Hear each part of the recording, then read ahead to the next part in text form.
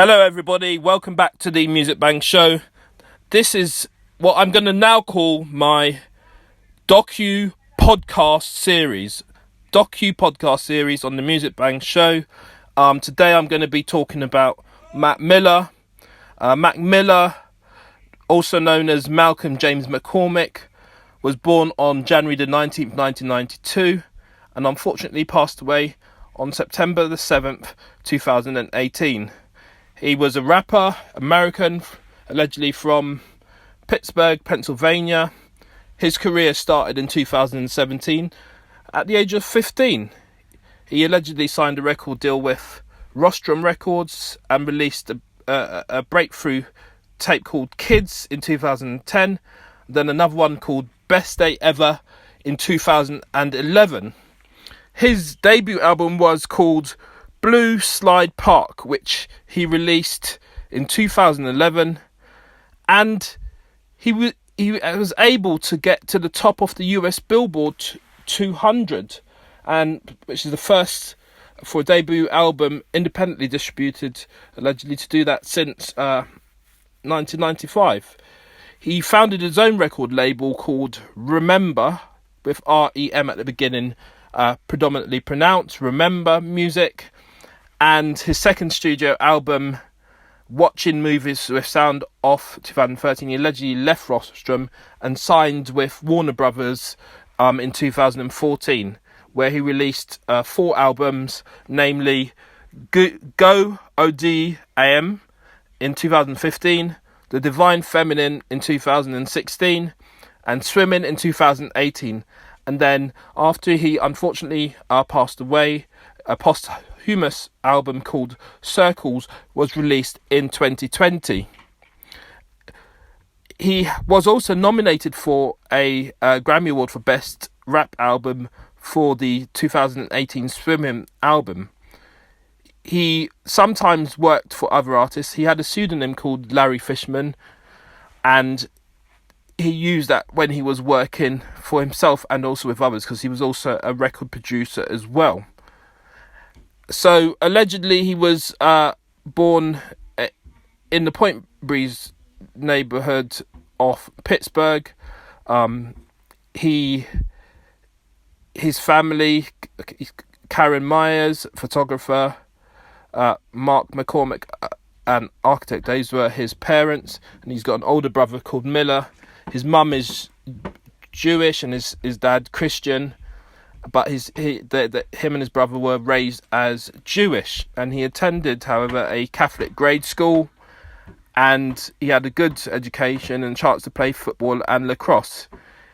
He was a self-taught musician, played piano, guitar, drums, bass by the age of 6, and he started rapping at 14. We know, as I said to you earlier, he did release some material, really, in his early teen years, and he decided to focus on his rap career. More detail about his music, I've already spoken to you about his mixtape Kids. In addition, he also started to track. So if we're fast forwarding to sort of 2010 to 2013 now, he was attracting attention. He had an association with Wiz Khalifa, he's quite a very good, I would call him a very creative rapper. He's got his own style and personality, Wiz Khalifa does. And there was some sort of association between Wiz and Mac Miller at this time. Now, XXL has a annual freshman class, which they were doing in 2011, and he was featured amongst other artists and rappers such as Meek Mill and Kendrick Lamar. His 5th mixtape, which he released in March 2011, called Best Ever Day, his song Donald Trump was the first to chart on the US Billboard Hot 100. Peaked at number 75, but did get a platinum certification. He also released an EP in that same month called On and Beyond, which he was focusing on a new audience. Some of his tracks were included on his mixtapes. His debut album, sold 144,000 in the first week. As I said to you, it was called Blue Slide Park, and it was at the top of the Billboard 200. So this guy, these artists, his music was impressive. His music was attracting a wide audience, and he was a clearly talented and skilled individual. But there was some critical response to it, allegedly, but clearly he was selling, man. He was really selling. Fast forward to March 23, 2012. So he's got a fascination with March. He's released quite a few of his mixtapes and albums in March. But in March 2012, he released Macadelic, and his single Loud got to number 53 on the Billboard Hot 100. And in the middle of that year, he premiered a couple of songs produced by Pharrell Williams, of Nerd, and they had from a planned collaboration on an EP called Pink Slime. And quite a few tracks were completed by August 2012, but unfortunately, allegedly, it wasn't released, and that's where we are. He did release something under an alias called Larry Lovestein and the Velvet Revival on November 21st, 2012, and that was a bit different. He could sing as well, and he was singing over lounging jazz instrumentals. His second album was released, called Watching Movies with the Sound Off, on June 18, 2013. It's positive reviews. Had 3 singles: SDS, Watching Movies, and Goosebumps. Had some guest appearances from Tyler, the Creator, Schoolboy Q, Earl Sweatshirt, Absol, Action Bronson, and Jay Electronic. Jay Electronic, of course, had an association with has had an association with Jay-Z, music wise. He got the key to his city, Pittsburgh, on September the 20th, 2013, and that day was called Mac Miller Day. So that his city were acknowledging this homegrown talent. Fast forward into 2014 and moving on towards 2018. As I said, he'd released a mixtape called Faces, and he also signed a distribution deal with Warner Brothers,